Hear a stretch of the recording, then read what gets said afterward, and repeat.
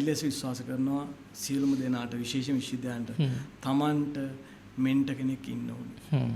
Number 1 මම යම් තැනක ඇත්නම් මට මෙන්ටර් කෙනෙක් මට කෝච් කෙනෙක් ඉන්නවා. ඒ කියන්නේ අපි හැදෙන පරිසරය සහ අපි ගැටෙන සමාජය අනුව අපි ඩිෆයින් වෙනවා.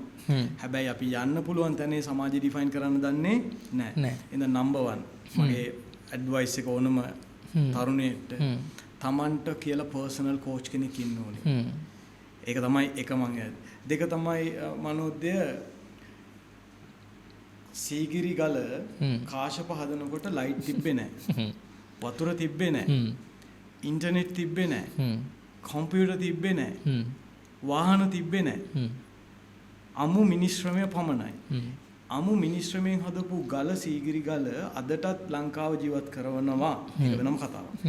කාශපට පුළුවන් වුණා නම් මෙලෝ මගුලක් නැති ඒ කාලේ සීගිරි ගල හදන්න ඒ ලෙවල් එකට අපි අදටත් මේ කොහොමද මු හැදුවේ කියලා හිතන තැනට මනෝද්‍ය අපිට බැරි මොනවද මෙච්චර පහසුකම් තියෙද්දි මොනවද බැරි මොනවද නැත්තේ මගේ දෙවනි උපදේශ තරුණයන් වේවා මහලුන් වේවා තමන්ට කළ හැකි දේ බොහොමයි තමන්ව චැලෙන්ජ් කරන්න ෆේල් වෙන්න බය වෙන්න එපා අපි අම්බානා ෆේල් වෙලා අම්බානා පරිපූර්ණ මිනිස්සු